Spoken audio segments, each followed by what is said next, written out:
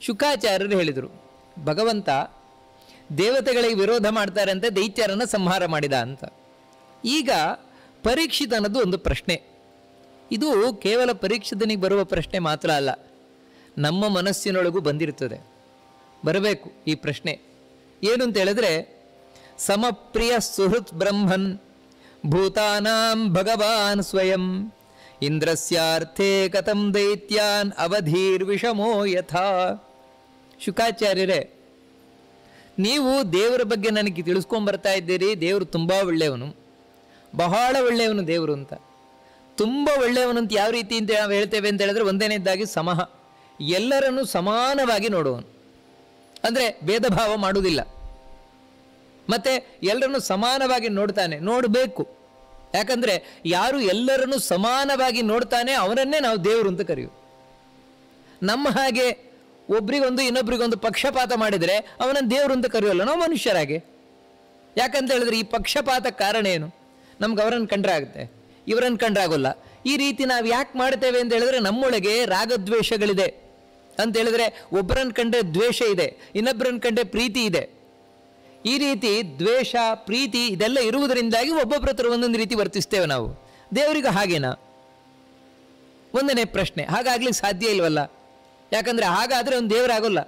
ದೇವರು ಅಂತ ಹೇಳಿದರೆ ಶಾಸ್ತ್ರಗಳೇನು ಹೇಳ್ತದೆ ಅಂತ ಹೇಳಿದ್ರೆ, ಸರ್ವಗುಣ ಸಂಪನ್ನ, ಎಲ್ಲ ಒಳ್ಳೆ ಗುಣಗಳಿಂದ ಕೂಡಿದವನು. ಅಷ್ಟೇ ಅಲ್ಲ, ಸರ್ವದೋಷ ವಿವರ್ಜಿತ, ಒಂದೇ ಒಂದು ದೋಷ ಇರಬಾರ್ದು, ನೋ ಫಾಲ್ಟ್, ಇಲ್ಲವೇ ಇಲ್ಲ ದೇವರಲ್ಲಿ, ಯಾವ ದೋಷವೂ ಇಲ್ಲ. ಇವಾಗ ಒಬ್ಬರನ್ನೊಂದು ಇನ್ನೊಬ್ಬರನ್ನು ನೋಡೋದು ದೋಷ ಅಲ್ವಾ? ದೇವರು ಆ ರೀತಿ ಇರಬಾರ್ದಲ್ವಾ? ದೇವರು ಅಂದರೆ ಸಮವಾಗಿರ್ಬೇಕಲ್ವಾ?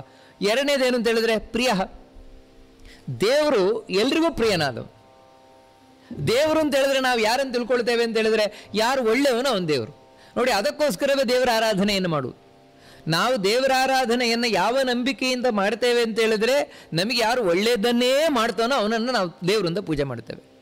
ಒಂದೊಮ್ಮೆ ದೇವರು ಒಳ್ಳೆಯದ್ರೊಟ್ಟಿಗೆ ಕೆಟ್ಟದು ಮಾಡ್ತಾನೆ ಅಂತ ಹೇಳಿದ್ರೆ, ನಾವು ಪೂಜೆ ಮಾಡಬೇಕಾದ್ರೆ ಜಾಗೃತಿ ಆಗಿರ್ತೇವೆ. ಯಾಕಂತ ಹೇಳಿದ್ರೆ ಇವನು ಒಳ್ಳೇದು ಮಾತ್ರ ಅಲ್ಲ, ಕೆಟ್ಟದ್ದು ಮಾಡ್ತಾನೆ. ಆದರೆ ನಾವು ದೇವರೆಲ್ಲ ಆ ರೀತಿ ಅಲ್ಲ. ದೇವರು ಅಂತ ಹೇಳಿದ್ರೆ ಯಾವತ್ತೂ ಒಳ್ಳೆಯದೇ ಮಾಡುವವನು. ಯಾಕಂದರೆ ಅವನು ಎಲ್ರಿಗೂ ಪ್ರಿಯನಾದವನು, ಎಲ್ರಿಗೂ ಬೇಕಾದವನು ದೇವರು.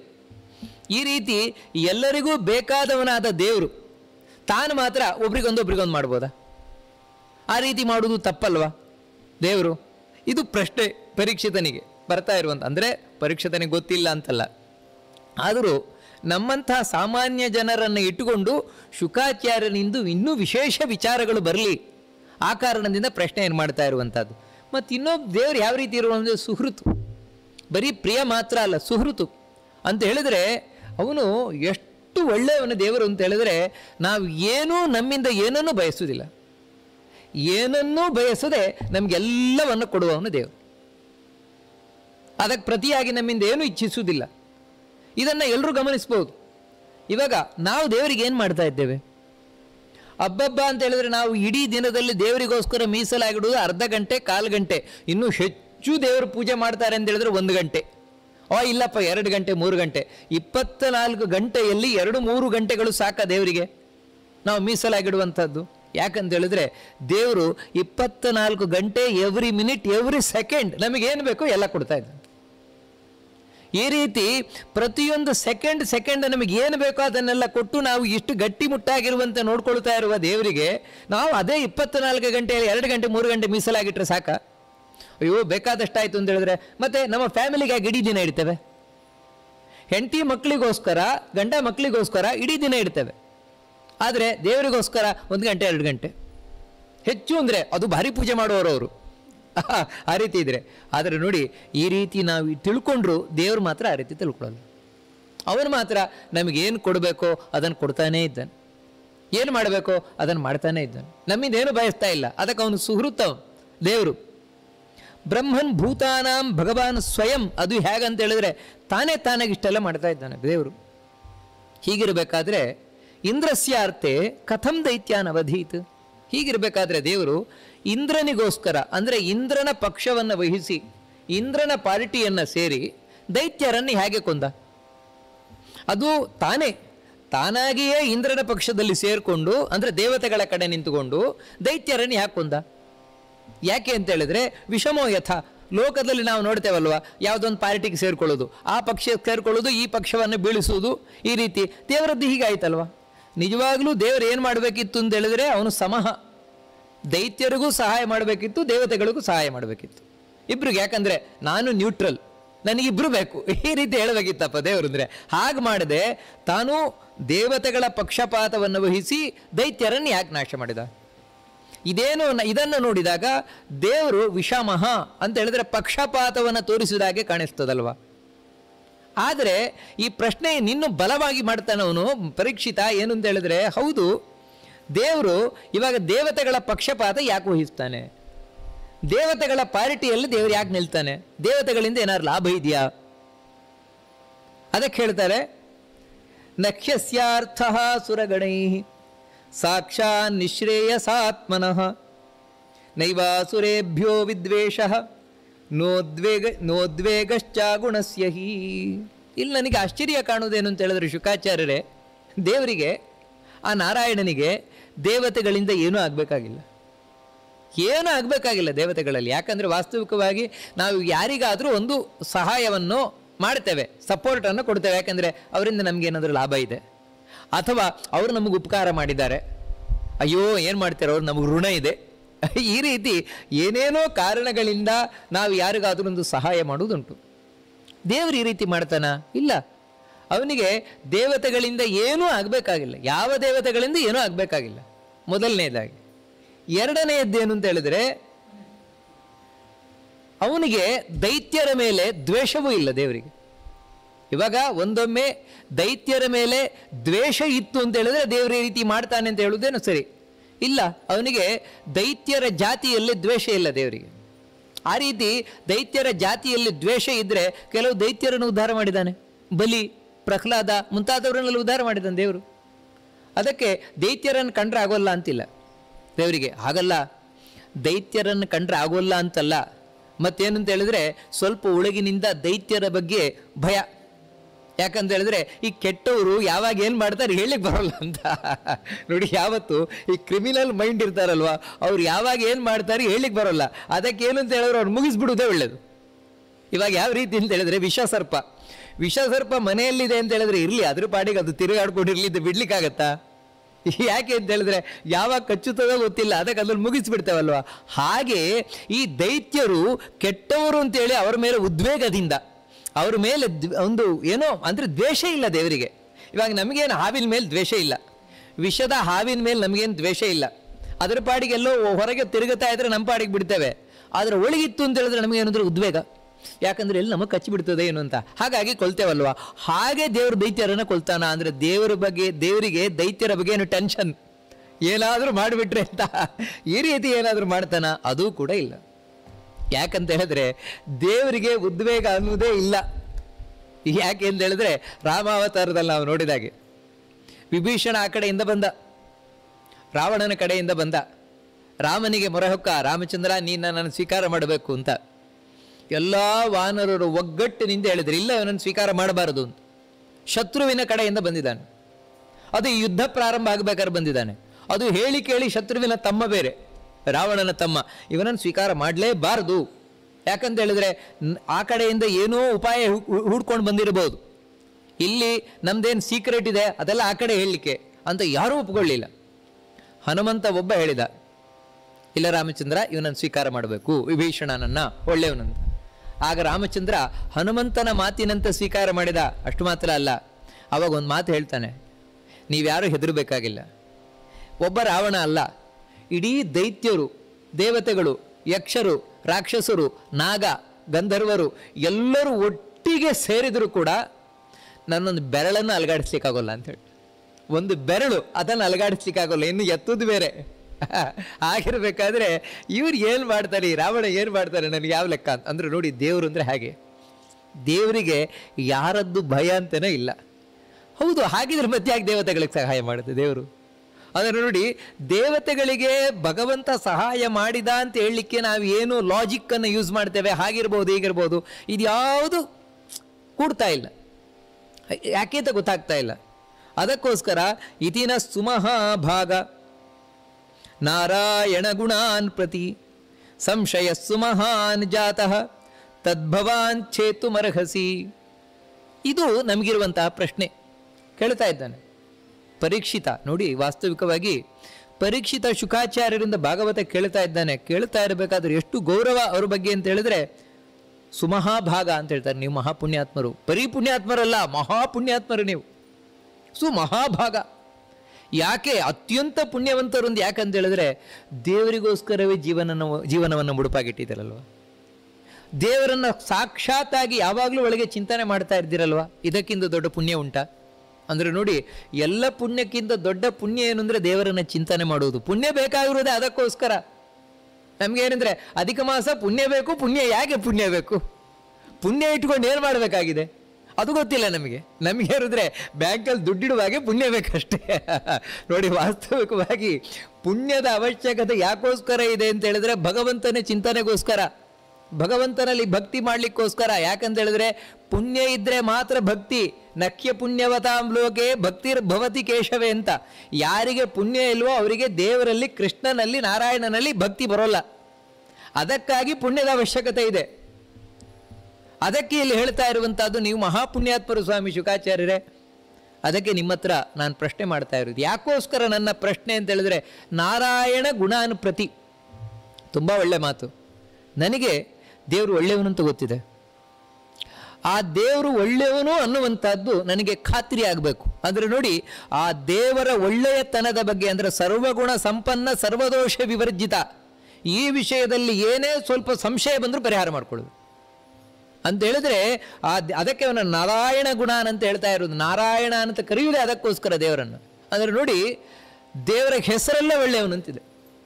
ನಾರಾಯಣ ಅಂದರೆ ಅರ್ಥ ಏನು ಅಂತ ಹೇಳಿದ್ರೆ ತುಂಬ ಒಳ್ಳೆಯವನು ಅಂತ ಅರ್ಥ. ನೋಡಿ, ಆ ಶಬ್ದದ ಅರ್ಥವೇ ಅದು, ನಾರಾಯಣ ಶಬ್ದದ್ದು ಎರಡರ್ಥ.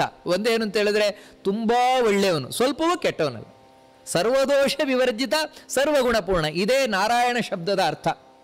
ಬೇರೆ ಬೇರೆ ದೇವತೆಗಳಿಗೆ ಬೇರೆ ಬೇರೆ ಹೆಸರೆಲ್ಲ ಇದೆ, ಆದರೆ ಯಾರಿಗೆ ಈ ರೀತಿ ಇಲ್ಲ. ದೇವರು ಅಂದ್ರೇ ಒಳ್ಳೆಯವರು, ನಾರಾಯಣ ಅಂದ್ರೇ ಒಳ್ಳೆಯವರು. ಅದಕ್ಕೋಸ್ಕರ ಅವನ ಆ ಒಳ್ಳೆಯ ತನವನ್ನು ನಾವು ತಿಳ್ಕೊಳ್ಬೇಕಾದ್ರೆ ಸ್ವಲ್ಪವೂ ಡೌಟ್ ಬರಬಾರ್ದು. 100% ದೇವರು ಒಳ್ಳೆಯವನು. ನೋಡಿ, ಇದೇ ನಂಬಿಕೆ ದೇವರಲ್ಲಿ, ಶ್ರದ್ಧೆ ನಂಬಿಕೆ ಇದೆ. ದೇವರು ಒಳ್ಳೆಯವನು, ಯಾವುದೇ ಕಾರಣಕ್ಕೂ ಯಾವತ್ತೂ ಕೆಟ್ಟವನಲ್ಲ ದೇವರು. ಇದು ನನಗೆ ಕನ್ಫರ್ಮ್ ಆಗಬೇಕು ಒಳಗಿನಿಂದ. ಅದಕ್ಕೆ ನೋಡಿ, ಇದನ್ನು ನಾವೇನು ಕರಿತೇವೆ ಅಂದರೆ ನಿಶ್ಚಿತ ಜ್ಞಾನ ಅಂತ. ಸಂಶಯ ಜ್ಞಾನ, ನಿಶ್ಚಿತ ಜ್ಞಾನ ಅಂತ. ಸಂಶಯ ಜ್ಞಾನ ಅಂತ ಹೇಳಿದ್ರೆ ದೇವರ ಬಗ್ಗೆ ತಿಳ್ಕೊಂಡಿರ್ತೇವೆ, ದೇವರ ಬಗ್ಗೆ ಗೊತ್ತಿರುತ್ತೆ, ಆದರೂ ಕೂಡ ಒಳಗೆ ಡೌಟ್. ಈ ಡೌಟ್ ಇರುವುದರಿಂದಲೇ ಇಲ್ಲಿ ಸಂಸಾರಕ್ಕೆ ಅಂಟುಕೊಂಡಿರೋದು ನಾವು. ಯಾಕಂದರೆ ಎಲ್ಲ ದೇವರು ರಕ್ಷಣೆ ಮಾಡದೇ ಇದ್ದರೆ ಒಂದೊಮ್ಮೆ ಈ ರೀತಿ ಡೌಟ್ ಇದ್ದೇ ಇರ್ತದೆ. ಆದರೆ ನೋಡಿ, ನಿಶ್ಚಿತ ಜ್ಞಾನ ಅಂದರೆ ರಕ್ಷತೀತ್ಯೇವ ವಿಶ್ವಾಸ ತದೀಯೋಹ ಮಿತಿ ಸ್ಮೃತಿ. ನನ್ನನ್ನು ದೇವರು ರಕ್ಷಣೆ ಮಾಡೇ ಮಾಡ್ತಾನೆ.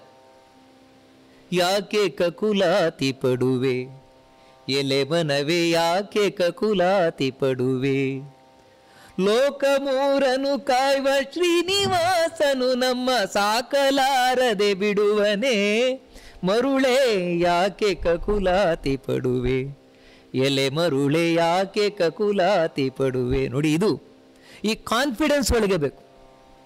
ಅದು ಬರಬೇಕಾ? ದೇವರ ಬಗ್ಗೆ ನಮಗೆ ಸರಿಯಾಗಿ ನಿಶ್ಚಿತವಾಗಿ ಜ್ಞಾನ ಬೇಕು, ಡೌಟ್ ಇರಬಾರ್ದು. ಅದಕ್ಕೆ ನಾನು ಈ ಪ್ರಶ್ನೆ ಮಾಡ್ತಾ ಇರೋದು ಅಂತ ಹೇಳ್ತಾ ಇದ್ದಾನೆ. ಅಂದರೆ ದೇವರ ಬಗ್ಗೆ ನನಗೆ ಸಂಶಯ ಅಲ್ಲ, ಆದರೆ ನನ್ನ ಮನಸ್ಸಿನ ಬಗ್ಗೆನೇ ಸಂಶಯ.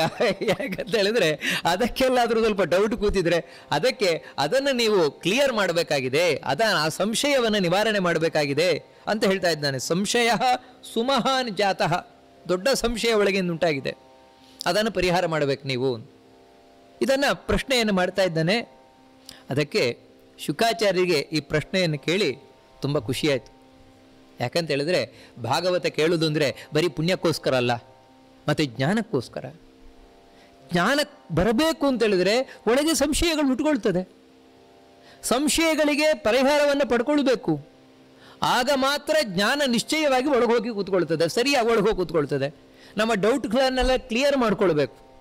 ಸಾಧು ಪೃಷ್ಟಂ, ಒಳ್ಳೆ ಪ್ರಶ್ನೆ ಕೇಳಿದ್ಯಾ ಅಂತ ಹೇಳ್ತಾರೆ. ಮಹಾರಾಜ ಹರಿಶ್ಚರಿತಂ ಅದ್ಭುತಂ, ಒಳ್ಳೆ ಪ್ರಶ್ನೆ ಮಾಡಿದ್ಯಪ್ಪ ನೀನು ಮಹಾರಾಜನೇ. ನಿಜವಾಗ್ಲೂ ಕೂಡ ಮಹಾರಾಜ ಶಬ್ದ ಏನು ಅಂದರೆ ಭಾರೀ ರಾರಾಜಿಸ್ತಾ ಇದೆಯಾ ನೀನು ಅಂತ. ಬಹಳ ರಾರಾಜಿಸ್ತಾ ಇದೆಯಾ, ಬಹಳ ಮೆರಿತಾ ಇದೆಯಾ, ಹೇಗೆ ಭಗವಂತನ ಬಗ್ಗೆ ಕೇಳ್ತಾ. ಯಾಕಂದರೆ ಇಷ್ಟು ದಿನ ಜನರ ಕಣ್ಣಿನಲ್ಲಿ ರಾರಾಜಿಸ್ತಾ ಇದೆಯಾ. ಯಾಕಂದರೆ ಇಲ್ಲಿವರೆಗೆ ಜನರು ಪರೀಕ್ಷಿತನಿಗೆ ಬೆಲೆ ಕೊಡ್ತಾ ಇದ್ದರು.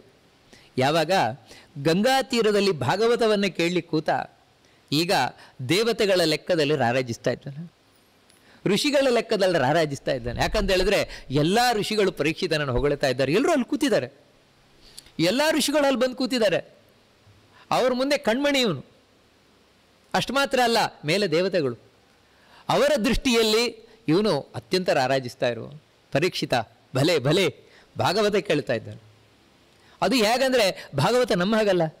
ಮತ್ತು ಆಹಾರ ಬಿಟ್ಟು ನಿದ್ರೆ ಬಿಟ್ಟು ನೋಡಿ, ಆಹಾರ ನಿದ್ರೆಯನ್ನು ಬಿಟ್ಟು ಭಾಗವತವೇ ಆಹಾರ ಅವನಿಗೆ. ಹರಿಕಥಾಮೃತ, ಆ ಹರಿಕಥಾಮೃತ ಪಾನ ಮಾಡ್ತಾ ಕೂತಿದ್ದಾನೆ. ಅದಕ್ಕೋಸ್ಕರ ಮಹಾರಾಜ ಒಳ್ಳೆ ಪ್ರಶ್ನೆ ಏನು ಮಾಡಿದ್ಯಪ್ಪ. ಹರೇಶ್ಚರಿತಂ, ನಿನ್ನ ಪ್ರಶ್ನೆ ಭಗವಂತನ ಕಥೆಗೆ ಸಂಬಂಧಪಟ್ಟದ್ದು. ಅದೇನು ಗೊತ್ತುಂಟಾ? ಅದ್ಭುತ. ದೇವರ ಕಥೆ ಅಂತ ಹೇಳಿದ್ರೆ ಅದ್ಭುತ. ಅದು ಯಾಕೆ ಅದ್ಭುತ ಅಂತ ಹೇಳ್ತೇವೆ ಅಂತ ಹೇಳಿದ್ರೆ, ಹಿಂದೆ ಕೇಳಿಲ್ಲ, ಮುಂದೆ ಕೇಳಲ್ಲ, ಅಂಥ ಮಹಿಮೆಗಳು. ಇನ್ನೊಂದೇನು ಅಂದರೆ, ಯಾವಾಗ ನಾವು ದೇವರ ಕಥೆ ಕೇಳಲಿಕ್ಕೆ ಹೋಗ್ತೇವೆ, ದೇವರ ಭಕ್ತರ ಕಥೆ ಬಂದೇ ಬರ್ತದಲ್ಲಿ. ಅದಕ್ಕೆ ಹೇಳ್ತಾರೆ ಬಹಳ ಸ್ಪಷ್ಟವಾಗಿ, ಯದ್ ಭಾಗವತ ಮಾಹಾತ್ಮ್ಯಂ, ಭಾಗವತ ಭಗವಂತನಿಗೆ ಸಂಬಂಧಿಸಿದವರು, ಭಗವದ್ ಭಕ್ತರು, ಅವ್ರ ಮಹಾತ್ಮೆ ಬಂದೇ ಬರ್ತದಲ್ಲಿ. ಯಾಕೆ ಭಗವದ್ ಭಕ್ತರ ಕಥೆ ಯಾಕೋಸ್ಕರ ಬರ್ತದೆ ಅಂತ ಹೇಳಿದರೆ, ಭಗವಂತನಲ್ಲಿ ಭಕ್ತಿ ಬರಲಿಕ್ಕೋಸ್ಕರ. ಭಗವದ್ಭಕ್ತಿ ವರ್ಧನಂ, ನಮ್ಮಲ್ಲಿ ಭಗವದ್ಭಕ್ತಿ ಹೆಚ್ಚಾಗಲಿಕ್ಕೋಸ್ಕರ. ಭಕ್ತಿ ಅಂದ್ರೇನು ಗೊತ್ತಾಗಬೇಕಲ್ವ ಮೊದಲು. ಅದು ಗೊತ್ತಾದರೆ ಹೆಚ್ಚಾಯ್ತಾ ಕಡಿಮೆ ಆಯಿತು ಮತ್ತೆ ತಿಳ್ಕೊಳ್ಳೋದು. ಭಕ್ತಿ ಅಂದರೆ ಏನು ಅಂತಾನೆ ಗೊತ್ತಿಲ್ಲದಿದ್ರೆ ಆ ಭಕ್ತಿಯ ಬಗ್ಗೆ ತುಂಬ ಚಂದವಾಗಿ ಮೊದಲು ತಿಳಿಸ್ಕೊಂಡು ಹೋಗ್ತಾರೆ. ಅದಕ್ಕೆ ಹೇಳ್ತಾರೆ, ಗೀಯತೆ ಪರಮಂ ಪುಣ್ಯಂ ಋಷಿಭಿರ್ನಾರದಾದಿಭಿ. ಈ ಭಗವಂತನ ಚರಿತ್ರೆ ನಮ್ಮಂಥ ಸಾಮಾನ್ಯರಿಗಲ್ಲಪ್ಪ. ಶುಕಾಚಾರ್ಯರು ಹೇಳುದು, ಮತ್ತು ನಾರದರೇ ಮೊದಲಾದವರು ಇದನ್ನು ಹಾಡಿ ಹೊಗಳ್ತಾ ಇದ್ದಾರೆ. ನಾರದರಂಥವರು ಹಾಡಿ ಹೊಗಳುವಂಥದ್ದು. ಹಂಗೆ ನಾರದರು ಸಾಮಾನ್ಯವಾದವರನ್ನು ಹೊಗಳುವುದಿಲ್ಲ. ಮತ್ತು ನಾರದರು ಹೊಗಳುವುದು ದೇವರನ್ನೇ. ಅಂಥ ದೇವರ ಚರಿತ್ರೆಯನ್ನು ನಾರದರು ಮೊದಲಾದ ಋಷಿಗಳು ಹೊಗಳುತ್ತಾ ಇದ್ದಾರೆ. ಅದನ್ನು ನಾನು ಹೇಳ್ತೇನೆ. ಹೇಗೆ ಹೇಳ್ತೇನೆ ಅಂದರೆ, ನತ್ವಾ ಕೃಷ್ಣಾಯ ಮುನಯೇ ಕಥಯಿಷ್ಯೇ ಖರೇ ಕಥಾಂ. ಆ ವೇದವ್ಯಾಸರಿಗೆ ನಮಸ್ಕಾರವನ್ನು ಮಾಡಿ. ಯಾಕಂದರೆ ಈ ಭಾಗವತವನ್ನು ಲೋಕಕ್ಕೆ ಕೊಟ್ಟವರು. ಆ ವೇದವ್ಯಾಸರಿಗೆ ನಮಸ್ಕಾರ ಮಾಡಿ ಆ ಭಗವಂತನ ಕಥೆಯನ್ನು ನಾನು ನಿನಗೆ ಹೇಳ್ತೇನೆ ಅಂತ ಹೇಳಿ, ಈಗ ಆ ಪರೀಕ್ಷಿತನ ಪ್ರಶ್ನೆಗೆ ಉತ್ತರ ಕೊಟ್ಕೊಂಡು ಬರ್ತಾ ಇದ್ದಾರೆ. ನಿರ್ಗುಣೋಪಿ ಹ್ಯಜೋ ವ್ಯಕ್ತೋ ಭಗವಾನ್ ಪ್ರಕೃತೇ ಪರಃ ಸ್ವಮಾಯಾ ಗುಣಮಾವಿಶ್ಯ ಬಾಧ್ಯ ಬಾಧಕತಾಂ ಗತಃ. ಮೊದಲನೆಯ ಪ್ರಶ್ನೆ, ದೇವರು ಎಲ್ರಿಗೂ ಸಮಾನವಾಗಿರಬೇಕಪ್ಪ, ಹೆಚ್ಚು ಕಮ್ಮಿ ಮಾಡಬಾರ್ದು. ಅವನಿಗೊಂದು ಇವರಿಗೊಂದು ಮಾಡಬಾರ್ದು. ಇಲ್ಲ, ದೇವರು ಮಾಡೋದಿಲ್ಲ. ಮೊದಲು ದೇವರು ಯಾರಿಗೂ ಪಕ್ಷಪಾತ ಮಾಡೋಲ್ಲ. ಯಾಕೆ ದೇವರು ಯಾಕೆ ಪಕ್ಷಪಾತ ಮಾಡೋಲ್ಲ ಅಂದರೆ, ನಿರ್ಗುಣ.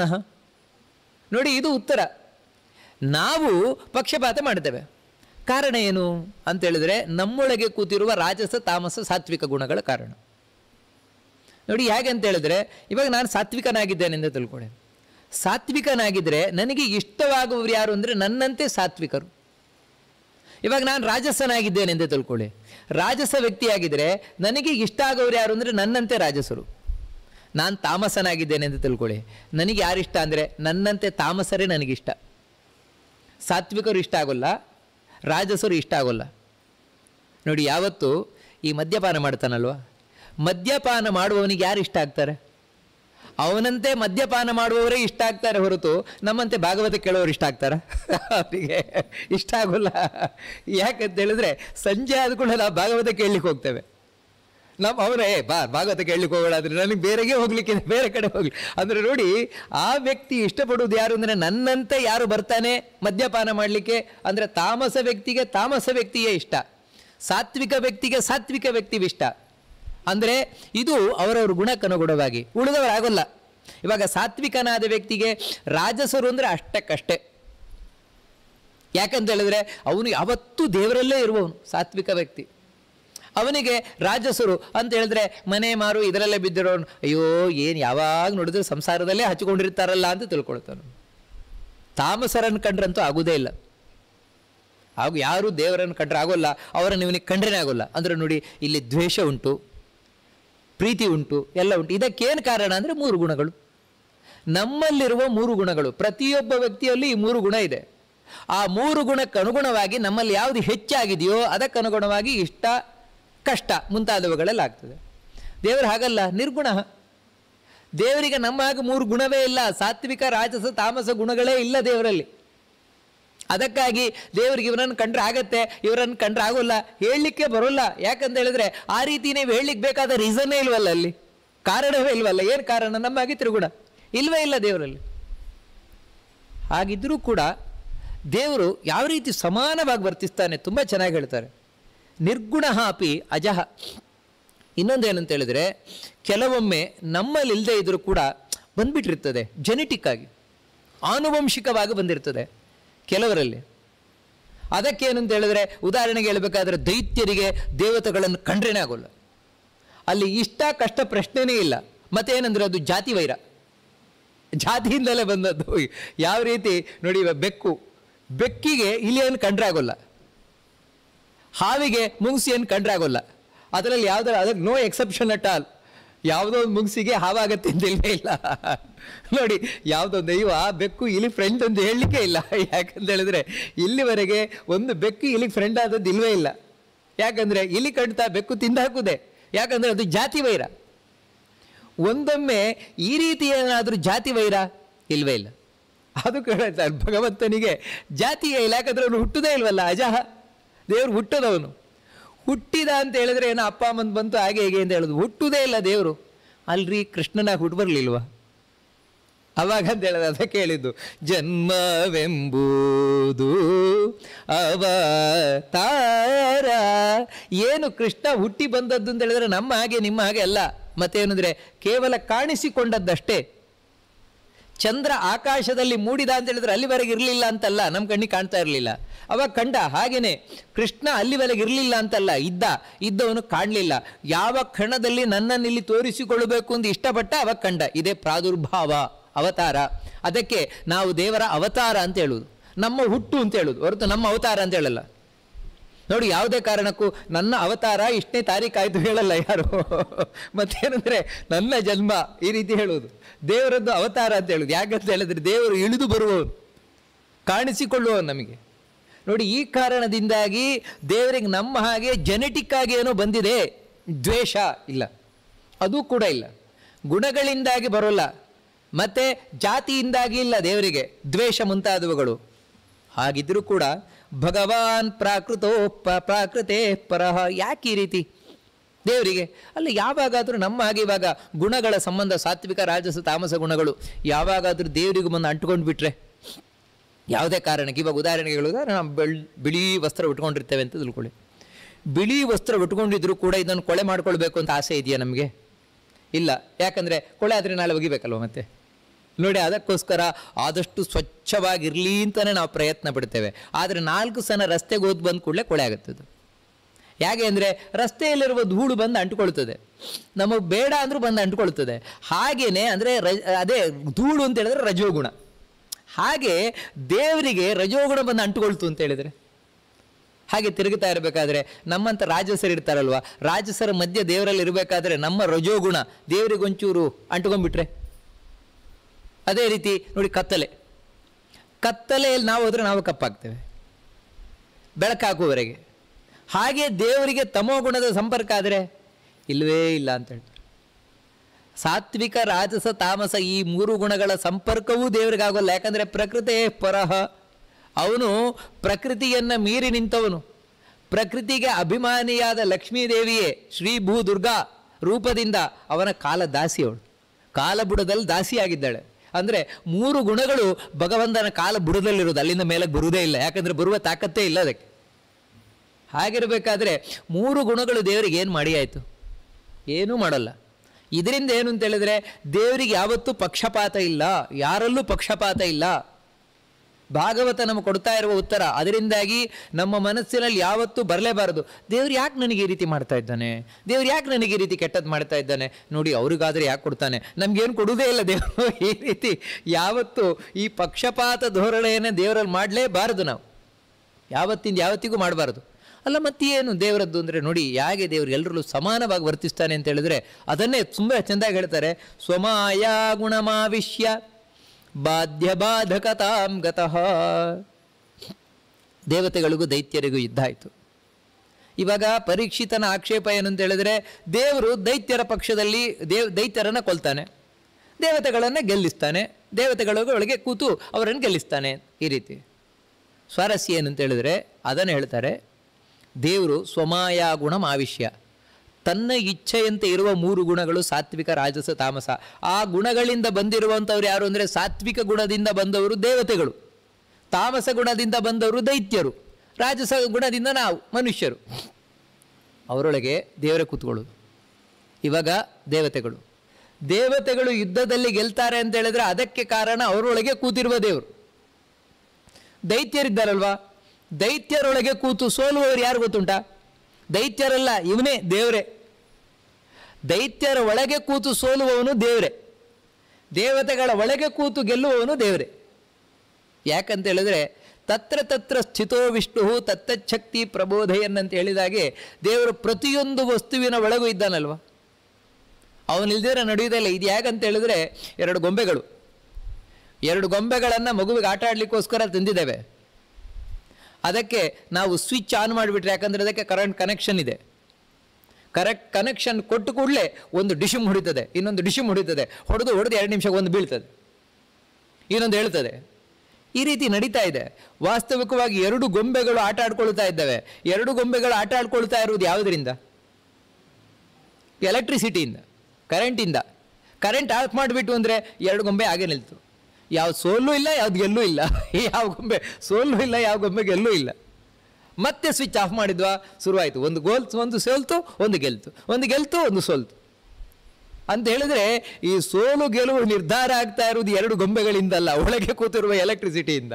ಅಂದರೆ ಯಾವ ಗೊಂಬೆಗೆ ಹೆಚ್ಚು ಎಲೆಕ್ಟ್ರಿಸಿಟಿ ಪಾಸ್ ಆಗುತ್ತೆ ಅದು ಎದ್ದು ನಿಲ್ತದೆ, ಇದಕ್ಕೆ ಕಮ್ಮಿ ಆಗುತ್ತೆ, ಅದಕ್ಕೆ ಅದರ ಒಳಗೆ ಇರುವುದು ಆ ರೀತಿ ವ್ಯವಸ್ಥೆ. ಹಾಗೆಯೇ ಭಗವಂತ ಎಲೆಕ್ಟ್ರಿಸಿಟಿಯಾಗಿ ಎಲ್ಲರೊಳಗೂ ಕೂತಿರ್ತಾನೆ. ಯಾರಿಗೆ ಸೋಲಿಸಬೇಕು ಅಂತ ಇಚ್ಛೆ ಮಾಡ್ತಾನೆ ಅವರೊಳಗೆ ತನ್ನ ಸನ್ನಿಧಾನವನ್ನು ಕಮ್ಮಿ ಮಾಡ್ತಾನೆ, ಪ್ರಭಾವವನ್ನು ಕಮ್ಮಿ ಮಾಡ್ತಾನೆ. ಒಂದು ಸೋತ, ಅದರಿಂದಾಗಿ ಅಲ್ಲಿ ಸೋತ ಹಾಗೆ ನಟನೆ ಮಾಡಿದ್ದು ದೇವರೇ, ಇಲ್ಲಿ ಗೆದ್ದ ಹಾಗೆ ವರ್ತಿಸಿದ್ದು ದೇವರೇ. ಅದಕ್ಕೆ ಬಾಧ್ಯ ಬಾಧಕತಾಂ ಗತಃ ಅಂತ ಹೇಳ್ತಾರೆ. 2 ಕಡೆಯೂ ಕೂತು ದೇವರೇ ಮಾಡ್ತಾ ಇರುವಂಥವನು. ನೋಡಿ, ದೇವರಿಗೆ ಪಕ್ಷಪಾತ ಇಲ್ಲ. ಒಂದೊಮ್ಮೆ ಪಕ್ಷಪಾತ ಮಾಡೋದಾಗಿದ್ದರೆ ದೈತ್ಯರೊಳಗೆ ಕೂರಲೇಬಾರದಾಗಿತ್ತಲ್ವ, ಬರೀ ದೇವತೆಗಳೊಳಗೆ ಮಾತ್ರ ಕೂರಬೇಕಿತ್ತು. ಇವಾಗ ನಾವು ಹಾಗೆ ಅಲ್ವಾ, ನಮ್ಮ ಪಕ್ಷಪಾತ ಅಂತ ಹೇಳಿದ್ರೆ ನಾವು ಒಂದು ಪಾರ್ಟಿಯಲ್ಲಿದ್ದೇವೆ ಅಂದರೆ ಇನ್ನೊಂದು ಪಾರ್ಟಿಗೆ ನಾವು ಹೋಗ್ತೇವಾ? ಹೋಗೋದೇ ಇಲ್ಲ. ಇಲ್ಲ, ಒಂದು ಅರ್ಧ ಗಂಟೆ ಬಂದು ನಮ್ಮ ಪಾರ್ಟಿಯಲ್ಲಿರಿ, ಆಮೇಲೆ ಇನ್ನೊಂದು ಪಾರ್ಟಿಗೆ ಹೋಗಿ ಕೇಳೋದೇ ಇಲ್ಲ. ಒಂದು ಪಾರ್ಟಿ ಅಂದರೆ ಒಂದು ಪಾರ್ಟಿಗೆ ನಮ್ಮದು. ಆ ಕಡೆ ಅರ್ಧ ಗಂಟೆ, ಈ ಕಡೆ ಅರ್ಧ ಗಂಟೆ, ಅಥವಾ ಆ ಕಡೆ 1/4 ಗಂಟೆ, ಈ ಕಡೆ 3/4 ಗಂಟೆ, ಆ ರೀತಿ ಇಲ್ಲವೇ ಇಲ್ಲ. ಆದರೆ ನೋಡಿ, ಭಗವಂತನಿಗೆ ಇಬ್ಬರು ಬೇಕು, ದೇವತೆಗಳು ಬೇಕು, ದೈತ್ಯರು ಬೇಕು. ಅದಕ್ಕೆ ಇಬ್ಬರೊಳಗೂ ಕೂರ್ತಾನೆ. ಇಬ್ಬರೊಳಗೂ ಕೂತು ದೈತ್ಯರಿಗೆ ಹೋರಾಟ ಮಾಡ್ತಾರಲ್ವ, ದೈತ್ಯರು ಹೋರಾಟ ಮಾಡುವುದು ಕೂಡ ಇವನಿಂದಲ್ಲ. ಇದನ್ನು ಭಾಗವತದಲ್ಲಿ ಬಹಳ ಸುಂದರವಾಗಿ ವೃತ್ರಾಸುರನ ಕಥೆಯಲ್ಲಿ ಕೇಳ್ತೇವೆ. ವೃತ್ರಾಸುರ ಇದನ್ನು ಇಂದ್ರನಿಗೆ ಹೇಳ್ತಾನೆ. ಇಂದ್ರನಿಗೂ ವೃತ್ರಾಸುರನಿಗೂ ಯುದ್ಧ ನಡೀತಾ ಇದೆ. ಅದರಲ್ಲಿ ಆ ವೃತ್ರಾಸುರ ಎಸೆದಂತಹ ಒಂದು ತ್ರಿಶೂಲ ಅದು ಹೋಗಿ ಹೊಡಿತು ಇಂದ್ರನಿಗೆ. ಇಂದ್ರನ ವಜ್ರಾಯುಧವೇ ಕೈ ಜಾರಿ ಕೆಳಗೆ ಬಿತ್ತು. ಇವಾಗ ನಾನು ಐರಾವತದಿಂದ ಕೆಳಗೆ ಬಂದು ಆ ವಜ್ರಾಯುಧವನ್ನು ತಗೊಳ್ಳೋ ಬೇಡೋ ಅಂತ ಯೋಚನೆ ಮಾಡ್ತಾ ಇದ್ದಾನೆ ಇಂದ್ರ. ಯಾಕಂದರೆ ವಜ್ರಾಯುಧ ತಗೊಳ್ಳದೇ ಇದ್ರೆ ಇವನನ್ನು ಕೊಲ್ಲಿಕ್ಕಾಗೋಲ್ಲ, ತಗೊಳ್ಳಿಕ್ಕೆ ಕೆಳಗಿಳಿದ್ರೆ ನನ್ನ ಗೌರವದ ಪ್ರಶ್ನೆ. ಆಗ ವೃತ್ರಾಸುರ ಹೇಳೋದು ಇದನ್ನೇ, ಯಾಕಿಂದ್ರೆ ಯೋಚನೆ ಮಾಡ್ತಾ ಇದೆಯಾ, ತಗೋ ವಜ್ರಾಯುಧವನ್ನು. ಯಾಕಂದರೆ ನಾನು ನೀವು ಇಬ್ಬರು ಗೊಂಬೆಗಳು, ಭಗವಂತನ ಕೈ ಕೆಳಗಿರುವ ಗೊಂಬೆಗಳು ನಾವು. ಅವನು ಹೇಗೆ ಆಡಿಸ್ತಾನೋ ಆ ರೀತಿ ನಾವು ಆಡುವವರಷ್ಟೇ. ಇಲ್ಲದಿದ್ದರೆ ನಮಗೇನು ತಾಕತ್ತೇ ಇಲ್ಲ, ಅವನು ಆಡಿಸಿದಂತೆ ಆಡುವವರಷ್ಟೇ ನಾವು. ಅದರಲ್ಲಿ ದೇವರು ಈಗಾಗಲೇ ಲೆಕ್ಕಾಚಾರ ಮಾಡಿಬಿಟ್ಟಿದ್ದಾನೆ. ಅಂದರೆ ನೋಡಿ, ವೃತ್ರಾಸುರ ಎಷ್ಟು ಸ್ಪಷ್ಟವಾಗಿ ಹೇಳ್ತಾನೆ ಅಂದರೆ, ನಿನ್ನನ್ನು ಗೆಲ್ಲಿಸಬೇಕು ಅಂತ ಲೆಕ್ಕಾಚಾರ ಮಾಡಿದ್ದಾನೆ, ನನ್ನನ್ನು ಸೋಲಿಸಬೇಕು ಅಂತ ಲೆಕ್ಕಾಚಾರ ಮಾಡಿದ್ದಾನೆ. ಈ ಆಟದಲ್ಲಿ ನೋಡು, ನಾನು ಹೋರಾಟ ಮಾಡ್ತಾ ಇದ್ದೇನೆ ಇವತ್ತು. ಯಾಕೋಸ್ಕರ ಗೊತ್ತುಂಟಾ? ಸೋಲಿಕ್ಕೋಸ್ಕರ. ನೀನು ಹೋರಾಟ ಮಾಡ್ತಾ ಇದ್ಯಾ ಗೆಲ್ಲಿಕ್ಕೋಸ್ಕರ. ಯಾಕಂದರೆ ನಾವಿಬ್ಬರು ದೇವರ ಕೈಗೊಂಬೆಗಳು. ಅವನು ಹೇಗೆ ನಡೆಸ್ತಾನೆ ಆ ರೀತಿ ನಡ್ಕೊಂಡು ಹೋಗೋರು. ನೋಡಿ, ಇದು ಅದಕ್ಕಾಗಿ ವೃತ್ರಾಸುರ ಭಯಂಕರವಾಗಿ ಹೋರಾಟ ಮಾಡಿದ. ಯಾಕಂದರೆ ಒಳಗೆ ಕೂತು ದೇವರು ಶಕ್ತಿ ಕೊಟ್ಟದ್ರಿಂದ. ಇಲ್ಲದ್ರೆ ಅವರಿಗೆ ಹೋರಾಟ ಮಾಡಲಿಕ್ಕೆ ಆಗ್ತಾ ಇರಲಿಲ್ಲ. ನೋಡಿ, ಹೀಗಿರಬೇಕಾದ್ರೆ ದೇವರು ದೈತ್ಯರಿಗೆ ಮೋಸ ಮಾಡ್ತಾನ? ಇಲ್ಲವೇ ಇಲ್ಲ. ದೈತ್ಯರ ಒಳಗೆ ಕೂತು ಕೂಡ ಅವರಿಗೆ ಶಕ್ತಿ ಕೊಟ್ಟು ಹೋರಾಟ ಮಾಡಿಸ್ತಾನೆ. ದೇವತೆಗಳ ಒಳಗೆ ಕೂತು ಅಲ್ಲಿಯೂ ಶಕ್ತಿ ಕೊಟ್ಟು ಹೋರಾಟ ಮಾಡಿಸ್ತಾನೆ ದೇವರು. ಎರಡು ಕಡೆಯೂ ಮಾಡಿಸ್ತಾನೆ.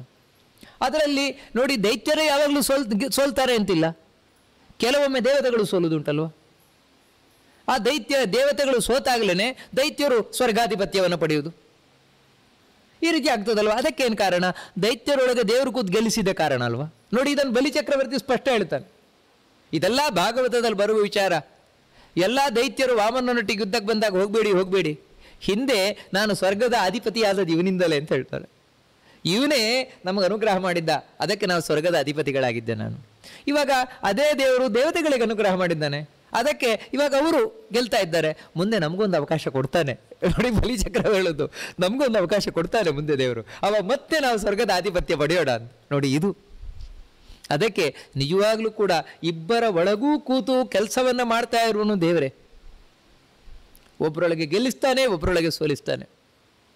ಆ ಕಡೆ ಸೋತಾಗ ಈ ಕಡೆ ಗೆದ್ದಾಗ ವರ್ತನೆ ಮಾಡ್ತಾನೆ, ಈ ಕಡೆ ಗೆದ್ದಾಗ ಆ ಕಡೆ ಸೋತಾಗ ವರ್ತನೆ ಮಾಡ್ತಾನೆ. ಎರಡು ದೇವರೇ. ಅದಕ್ಕೆ ದೇವರಿಗೆ ಪಕ್ಷಪಾತ ಇಲ್ಲ. ನೋಡಿ, ಇದು ಒಂದು ವಿಷಯ. ಈ ಮತ್ತೇನು ಹೇಳ್ತಾರೆ ಅಂತ ಹೇಳಿದ್ರೆ, ಇನ್ನೂ ಸ್ಪಷ್ಟವಾಗಿ ತಿಳಿಸ್ಕೊಂಡು ಹೋಗ್ತಾರೆ ಈ ವಿಚಾರವನ್ನೇ. ಸತ್ವಂ ರಜಸ್ತಮ ಇತಿ ನಖ್ಯಸ್ಯಾರ್ಥ ಸುರಗಣೈ. ಮುಂದಿನದ್ದು ಹೇಳ್ತಾರೆ ಸ್ಪಷ್ಟವಾಗಿ. ಸತ್ವಂ ರಜಸ್ತಮ ಇತಿ ಪ್ರಕೃತೇರ್ನಾತ್ಮನೋ ಗುಣಾ ನತೇಷಾಂ ಯುಗಪದ್ರಾಜನ್ ಕ್ರಾಸ ಉನ್ನಾಹ ಏವಚ. ಇನ್ನೊಂದು ವಿಷಯ ನಿನಗೆ ನಾನು ತಿಳಿಸ್ಬೇಕಾದದ್ದೇನು ಅಂತ ಹೇಳಿದರೆ, ಇದೊಂದು ನಿಯಮ, ಸಾರ್ವತ್ರಿಕ ನಿಯಮ ಇದು. ಸಾತ್ವಿಕ, ರಾಜಸ, ತಾಮಸ 3 ಗುಣಗಳಿದೆ. ಈ 3 ಗುಣಗಳು ಒಟ್ಟಿಗೆ ಎದ್ದು ನಿಲ್ಲುವುದು ಅಂತಿಲ್ಲ ಅಂತ ಹೇಳಿ. ಯಾವುದೇ ಒಂದು ಸಂದರ್ಭದಲ್ಲೂ ಯಾವುದೇ ಒಂದು ಪರಿಸ್ಥಿತಿಯಲ್ಲೂ ಕೂಡ ಈ 3 ಗುಣಗಳು ಒಟ್ಟಿಗೆ ಎದ್ದು ನಿಲ್ಲುವುದಿಲ್ಲ. ಮತ್ತೇನಂತ ಹೇಳಿದ್ರೆ, ಯಾವುದಾದ್ರೂ ಒಂದು ಗುಣ ಎದ್ದು ನಿಲ್ತಾರೆ, 2 ಗುಣ ಕೆಳಗೆ ಕೂತಿರ್ತದೆ. ಅಂದರೆ ಇದನ್ನು ಭಾಗವತದಲ್ಲಿ ಮುಂದೆ ಸ್ಪಷ್ಟ ಹೇಳ್ತಾರೆ. ಆ ಗುಣ ಎದ್ದು ನಿಲ್ಲಬೇಕಾದ್ರೆ ತನ್ನ 2 ಕಾಲಿಂದ 2 ಗುಣವನ್ನು ಮೆಟ್ಟಿಯೇ ನಿಲ್ಲುವುದಂತೆ. ಇವಾಗ ಸತ್ವಗುಣ ಎದ್ದು ನಿಲ್ತು ಅಂತ ಹೇಳಿದ್ರೆ ರಜೋಗುಣ ತಮೋಗುಣವನ್ನು ಮೆಟ್ಟಿಯೇ ನಿಲ್ಲುವುದು. ರಜೋಗುಣ ಎದ್ದು ನಿಲ್ತು ಅಂತ ಹೇಳಿದ್ರೆ ಸಾತ್ವಿಕ ಗುಣ ತಾಮಸ ಗುಣವನ್ನು ಮೆಟ್ಟಿಯೇ ನಿಲ್ಲುವುದು. ಹೀಗೆ ಇದು ಯಾಕೆ ಹೇಳ್ತಾ ಇದ್ದಾರೆ ಅಂದರೆ, ಅದರಿಂದಾಗಿ ದೇವತೆಗಳು ದೈತ್ಯರು ಇಬ್ಬರು ಒಟ್ಟಿಗೆ ಗೆಲ್ಲಿ ಆಗೋದಿಲ್ಲ. ದೈತ್ಯರು ಗೆಲ್ತಾರೆ ಅಂತ ಹೇಳಿದ್ರೆ ದೇವತೆಗಳು ಸೋಲ್ಲೇಬೇಕು, ದೇವತೆಗಳು ಗೆಲ್ತಾರೆ ಅಂತ ಹೇಳಿದ್ರೆ ದೈತ್ಯರು ಸೋಲ್ಲೇಬೇಕು. ನಿಯಮ ಇದು. ನೋಡಿ, ಈ ಕಾರಣದಿಂದಾಗಿ ಭಗವಂತ ತಾನು ದೇವತೆಗಳಿಗೆ ಸಹಾಯವನ್ನು ಮಾಡಿದ, ದೈತ್ಯರನ್ನು ಸೋಲಿಸಿದ. ಯಾಕೆಂತ ಹೇಳಿದ್ರೆ ದೇವತೆಗಳು ಗೆದ್ದರು ಅಂತ ಹೇಳಿದ್ರೆ ಸತ್ವಗುಣ ಎದ್ದು ನಿಲ್ತು. ಸತ್ವಗುಣ ಎದ್ದು ನಿಲ್ಲಬೇಕಾದ್ರೆ ತಮೋಗುಣವನ್ನು ಮೆಟ್ಟಿ ನಿಲ್ತದಲ್ವಾ. ಅದಕ್ಕಾಗಿ ಇದರಲ್ಲಿ ದೇವರ ಪಕ್ಷಪಾತದ ವಿಷಯ ಏನಿದೆ? ದೇವರೇನು ಪಕ್ಷಪಾತ ಮಾಡ್ತಾ ಇದ್ದಾನೆ? ದೇವರದ್ದು ಯಾವುದೇ ರೀತಿಯ ಪಕ್ಷಪಾತ ಇಲ್ಲ. ಮತ್ತು ಆಯಾ ಗುಣ ಯಾವಾಗ ಎದ್ದು ನಿಲ್ಲಬೇಕು ಎದ್ದು ನಿಲ್ತಾ ಇರ್ತದಷ್ಟೇ. ಜಯ ಕಾಲೇತು ಸತ್ವಸ್ಯ ದೇವರ್ಷೀನ್ ರಜಸೋ ಸುರಾನ್ ತಮಸೋ ಯಕ್ಷರಕ್ಷಾಂಸಿ ತತ್ಕಾಲಾನುಗುಣೋ ಭಜನ್.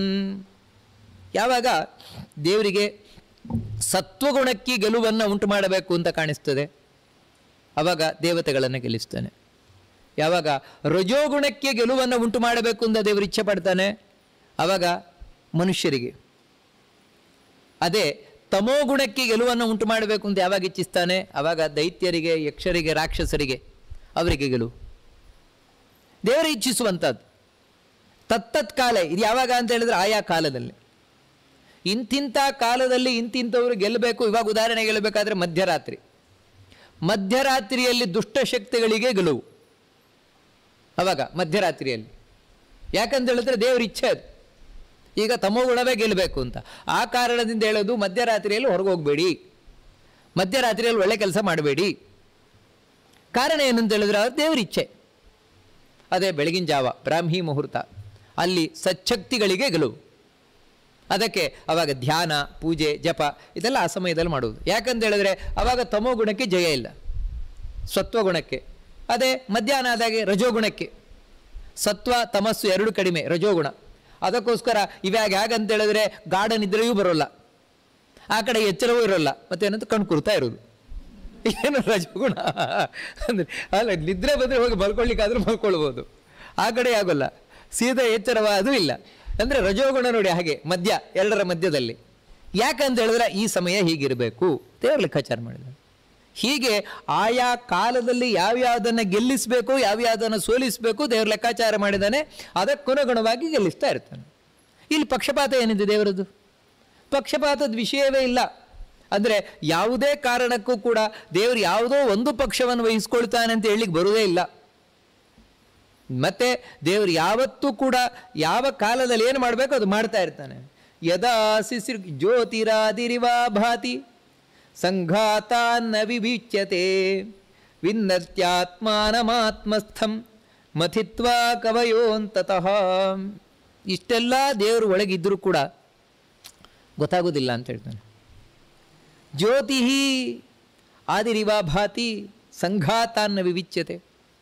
ಇವಾಗ ಕಟ್ಟಿಗೆ ಇದೆ, ಸೌದೆ ಕಟ್ಟಿಗೆ, ಅದರೊಳಗೆ ಬೆಂಕಿ ಇದೆ.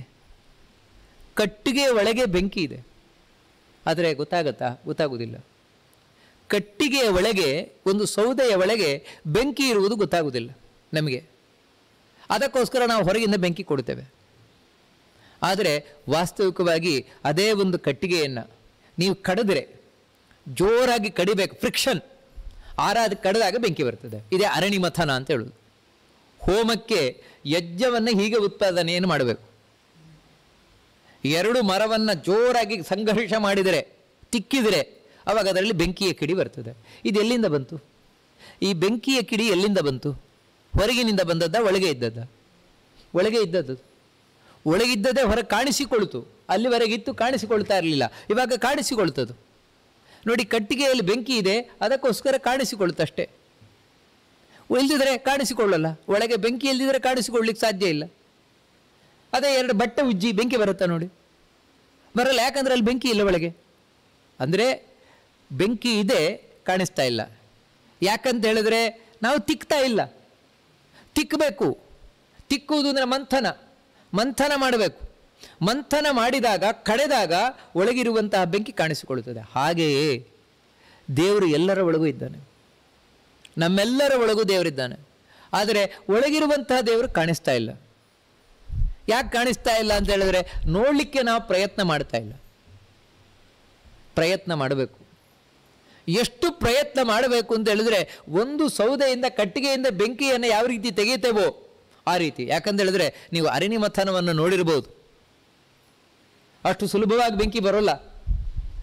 ಮತ್ತೆ ಕಡಿದು ಕಡಿದು ಕಡಿದು ಕಡಿದು ಕಡಿದು ಕಡಿದು ಯಾವಾಗಲೂ ದೇವರಿಚ್ಛೆ ಮಾಡಿದ ಒಂದು ಕಿಡಿ ಬರ್ತದಷ್ಟೇ, ಇಲ್ಲದ್ರೆ ಬರೋಲ್ಲ. ನೋಡಿ, ಹಾಗೇನೆ ಪ್ರಯತ್ನ ಪಡಬೇಕು. ದೇವರನ್ನು ಒಳಗೆ ಕೂತಿದ್ದಾನೆ ದೇವರು. ಒಳಗೆ ಕೂತಿರುವ ದೇವರನ್ನು ಕಾಣಲಿಕ್ಕೆ ಪ್ರಯತ್ನ ಪಡಬೇಕು. ನಾನಿದ್ದೇನೆ ಅಂತ ತೋರಿಸ್ತಾನೂ ಇದ್ದಾನೆ. ಹೇಗೆ? ಮೈ ಬಿಸಿ ಇದೆಯಲ್ವ ನೋಡಿ, ಮೈ ಬಿಸಿ ಇರುವುದೇ ಒಳಗೆ ದೇವರು ಇರುವುದು ಕಾರಣ. ಒಳಗೆ ದೇವರಿಲ್ಲ ಅಂದರೆ ಮೈ ಬಿಸಿ ಇರೋಲ್ಲ. ಅಂಥ ದೇವರನ್ನು ಹುಡುಕೊಂಡು ಹೋಗಬೇಕು, ನೋಡಬೇಕು. ಆಗ ಮಾತ್ರ ದೇವರು ಸಿಗ್ತಾನೆ, ಇದರ ಸಿಗುವುದಿಲ್ಲ ಅಂತ ಹೇಳ್ತಾ ಇದ್ದಾರೆ. ಯದಾ ಶಿಶೃಕ್ಷು ಪುರ ಆತ್ಮನ ಪುರಃ ಪರಃ ರಜಸೃಜತ್ಯೇಷ ಪೃಥಕ್ ಸ್ವಮಾಯಜ ಸತ್ವಂ ವಿಚಿತ್ರಾಸುರಿರಿಂ ಸುರೀಶ್ವರಃ ಶಯಿಷ್ಯಮಾಣಸ್ತಮ ಈರಯತ್ಯಸೋ. ಭಗವಂತ ಯಾವ ರೀತಿ ಅಂತ ಹೇಳಿದರೆ ನೋಡಿ, 3 ಗುಣಗಳನ್ನು ಹೇಗೆ ಬಳಸಿಕೊಳ್ತಾನೆ ದೇವರು ಅಂತ. ಅವನಿಗೆ ಇವಾಗ ಸೃಷ್ಟಿ ಮಾಡಬೇಕು ಅಂತ ಕಾಣಿಸ್ತದೆ. ಸೃಷ್ಟಿ ಮಾಡಬೇಕು ಅಂತ ಕಂಡ್ರೆ ನಮ್ಮ ಹಾಗೇನು ಕಷ್ಟ ಇಲ್ಲ ದೇವರಿಗೆ. ಮತ್ತೇನೆಂದರೆ ರಜೋಗುಣಕ್ಕೆ ತಾನು ಶಕ್ತಿ ಕೊಡ್ತಾನೆ. ರಜೋಗುಣ ಅಂತಿದೆ, ಅದಕ್ಕೆ ಶಕ್ತಿ ಇಲ್ಲ. ದೇವರ ಶಕ್ತಿ ಕೊಡಬೇಕು ಅದಕ್ಕೆ, ರಜೋಗುಣಕ್ಕೆ. ಶಕ್ತಿ ಕೊಟ್ಟಾಗ ಏನಾಗುತ್ತೆ ಅಂತ ಹೇಳಿದರೆ, ಯದಾ ಶಿಶೃಕ್ಷು ಪುರ ಆತ್ಮನ ಪರಃ ರಜಃ ಸೃಜತಿ ಯೇಷ ಪೃಥಕ್ ಸ್ವಮಾಯಯ. ತನ್ನ ಇಚ್ಛೆಯಂತೆ ರಜೋಗುಣ ಸೃಷ್ಟಿ ಮಾಡ್ತಾನೆ ಅಂದರೆ ಅದಕ್ಕೆ ಶಕ್ತಿ ಕೊಟ್ಟಾಗ ಏನಾಗುತ್ತೆ ಅಂದರೆ ಇಲ್ಲಿ ಸೃಷ್ಟಿಯಾಗುತ್ತೆ. ಇಲ್ಲದಿದ್ರೆ ಆಗೋದಿಲ್ಲ. ಏನಂದರೆ ರಜೋಗುಣಕ್ಕೆ ಅವನು ಶಕ್ತಿ ಕೊಟ್ಟರೆ ಯಾಕೆ ಸೃಷ್ಟಿ ಆಗುತ್ತೆ ಅಂದರೆ, ರಜೋಗುಣ ಅಂದರೆ ಆಸೆ. ಆಸೆಯಿಂದಲೇ ಇಲ್ಲಿ ನೋಡಿ, ಮಗು ಆಗಬೇಕು. ಮಗುವಾಗಬೇಕು ಅಂತ ಹೇಳಿದ್ರೇನು, ಗಂಡ ಹೆಂಡತಿ ಆಸೆ ಪಡಬೇಕು. ಗಂಡ ಹೆಂಡತಿಗೆ ಇಚ್ಛೆ ಪಟ್ಟಾಗ ಮಾತ್ರ ಆಗ್ತದೆ ನೋಡಿ ಮಗು ಅನ್ನುವಂಥದ್ದು, ಇದ್ರೆ ಆಗುವುದಿಲ್ಲ. ಈ ಇಚ್ಛೆ ಹೇಗೆ ಬರ್ತದೆ? ಒಳಗೆ ಕೂತು ದೇವರು ಕೊಡೋದು. ಒಳಗೆ ದೇವರು ಕೊಟ್ಟಾಗ ನೋಡಿ ಆ ಇಚ್ಛೆ ಬರ್ತದೆ. ಆ ಇಚ್ಛೆಯಿಂದಾಗಿ ಮಗು ಆಗ್ತದೆ, ಇದ್ರೆ ಆಗೋದಿಲ್ಲ. ಇದೇ ರಜೋಗುಣ. ಅಷ್ಟು ಮಾತ್ರ ಅಲ್ಲ, ಮಗು ಬೇಕು ಅಂತ ಇಚ್ಛೆ ಬೇಕು. ಆಮೇಲೆ ಗರ್ಭಿಣಿ ಆದ್ದು. ಗರ್ಭಿಣಿ ಆದಮೇಲೆ ಈ ಮಗು ಬೇಕು ಅಂತ ನನಗೆ ಇಚ್ಛೆ ಬೇಕು. ಆ ತಾಯಿಗೆ ನೋಡಿ ಆಸೆ ಬೇಕು. ಆಸೆ ಇದ್ರಾಗಲ್ಲ, ಅಯ್ಯೋ ಯಾರಿಗೆ ಬೇಕಪ್ಪ ಈ ಗರ್ಭಿಣಿ ಆಗಿ ಹೊಟ್ಟೆ ಇಟ್ಟುಕೊಂಡು ಆ ಕಡೆ ಹೋಗ್ಲಿಕ್ಕಾಗೋಲ್ಲ, ತಿರುಗ್ಲಿಕ್ಕಾಗೋಲ್ಲ, ಬಗ್ಲಿಕ್ಕಾಗೋಲ್ಲ, ತಿನ್ಲಿಕ್ಕಾಗೋಲ್ಲ, ಯಾರಿಗೆ ಬೇಕು ಈ ಗ್ರಾಚಾರ ಅಂಥೇಳಿ ಅವಳು ಸ್ರಾವ ಮಾಡ್ಕೊಳ್ಳೋದಿಲ್ಲ ಗರ್ಭವನ್ನು. ಅಂದರೆ ನೋಡಿ, ಆ ತಾಯಿ ಗರ್ಭಿಣಿ ಏನೇ ಕಷ್ಟ ಆದರೂ ಕೂಡ ಗರ್ಭವನ್ನು ಇಟ್ಕೊಳ್ತಾಳೆ. ಯಾಕಂದರೆ ಆಸೆಯಿಂದ, ಅಯ್ಯೋ ನನಗೆ ಮಗು ಬೇಕು ಅಂತ. ಇದು ರಜೋಗುಣ. ಅಂದರೆ ನೋಡಿ, ಒಂದು ಮಗು, ಇನ್ನೊಂದೇನು ಅಂತ ಹೇಳಿದರೆ ನಾಳೆ ಮಗುವನ್ನು ಹಡಿತಾಳೆ. ಮಗುವನ್ನು ಹಡಿಬೇಕಾದರೆ ನೋವನ್ನು ಅನುಭವಿಸ್ತಾಳೆ. ಆ ನೋವನ್ನು ಅನುಭವಿಸಬೇಕಾದರೂ ಕೂಡ ಆ ನೋವನ್ನು ಕೂಡ ಅವಳು ತಿಂತಾಳೆ. ತಿಂದು ಕೂಡ ಆಮೇಲೆ ಮರಿತಾಳೆ. ಹೇಗೆ ಗೊತ್ತುಂಟ? ಮಗುವಿನ ಮೇಲಿನ ಆಸೆಯಿಂದ. ನೋಡಿ ಇಷ್ಟೇ, ಅದು ರಜೋಗುಣ. ಮಗುವಿನ ಮೇಲಿನ ಆಸೆಯಿಂದ ಆ ಮಗುವಿನ ಮುಖವನ್ನು ಕಂಡಾಗ ಆ ನೋವನ್ನು ಮರಿತಾಳೆ ಅವಳು ರಜೋಗುಣದಿಂದ. ಹೋಗಲಿ, ಮಗು ಆದಮೇಲೆ ಆ ಮಗುವನ್ನು ಸಾಕಿ ಸಲಹೆ ದೊಡ್ಡದು ಮಾಡೋದು ಸಣ್ಣ ಕೆಲಸವ? ಅದನ್ನು ಲಾಲನೆ ಮಾಡೋದು, ಪಾಲನೆ ಮಾಡುವುದು, ಅದರ ಮಲಮೂತ್ರವನ್ನು ಬಾಚುವುದು, ಇದೆಲ್ಲ ಸಾಮಾನ್ಯ ಕೆಲಸವ? ಇದನ್ನು ಕೂಡ ಬೇಜಾರಿಲ್ಲದೆ ಮಾಡ್ತಾಳೆ. ಯಾಕಂದರೆ ಮಗುವಿನ ಮೇಲಿನ ಆಸೆಯಿಂದ. ಅದು ರಜೋಗುಣ. ಅಂದರೆ ನೋಡಿ, ಒಂದು ಮಗುವನ್ನು ಗರ್ಭಿಣಿಯಾಗಿ ಹಡೆದು ದೊಡ್ಡದು ಮಾಡುವುದವರೆಗೆ ಆ ತಾಯಿಯಲ್ಲಿರುವುದು ರಜೋಗುಣವೇ. ಆ ರಜೋಗುಣವೇ ಸೃಷ್ಟಿಯನ್ನು ಮಾಡಿಸುವಂಥದ್ದು. ಒಂದೊಮ್ಮೆ ರಜೋಗುಣ ಇಲ್ಲದೆ ಸತ್ವಗುಣವೇ ಇತ್ತು ಅಂತ ಹೇಳಿದರೆ, ಸತ್ವಗುಣವೇ ಇದ್ದರೆ ಮಗುವೇ ಬೇಡ ಅಂತ ಹೇಳ್ತಾಳೆ. ಇಲ್ಲ, ನಾನು ಸನ್ಯಾಸಿನೇ ಆಗ್ತೇನೆ, ನನಗೆ ಮಗು ಬೇಡ, ನನಗಿದು ಬೇಡ. ಸತ್ವಗುಣ ಇದ್ದಾಗ ನೋಡಿ, ಅದರಿಂದಾಗಿ ಇನ್ನು ತಮೋಗುಣ ಇದ್ದಾಗ ಬೇರೆ ವಿಚಾರ ಅಲ್ಲಿ. ಯಾಕಂತ ಹೇಳಿದ್ರೆ, ಅಯ್ಯೋ ಮಗುವಾಗ್ಬಿಟ್ರೆ ಎಲ್ಲ ಸೌಂದರ್ಯ ಹೋಗ್ಬಿಡ್ತದೇನೋ. ನೋಡಿ, ಇಂಥದ್ದೆಲ್ಲ ಭಾವನೆಗಳು ಅಂತ ಹೇಳಿದ್ರೆ ಇಂಥ ಕೆಟ್ಟ ಭಾವನೆಗಳೆಲ್ಲ. ಅದಕ್ಕಾಗಿಯೇ ಭಗವಂತ ಸೃಷ್ಟಿ ಮಾಡಬೇಕು ಅಂತ ಇಚ್ಛಿಸಿದಾಗ, ಯಾಕೆ ಸೃಷ್ಟಿ ಮಾಡಬೇಕು ಅಂತೇಳಿದರೆ, ಭಗವಂತನಿಗೆ ವಾಸ ಮಾಡಲಿಕ್ಕೆ ಒಂದು ಮನೆ ಬೇಕಂತ. ನೋಡಿ, ವಾಸ ಮಾಡಲಿಕ್ಕೆ ಮನೆ ಬೇಕು ಅಂತ ಸೃಷ್ಟಿ ಮಾಡ್ತಾನಂತೆ. ಏನು ಅಂತ ಹೇಳಿದ್ರೆ, ಒಂದೊಂದು ದೇಹವು ದೇವರೊಂದೊಂದು ವಾಸದ ಮನೆ.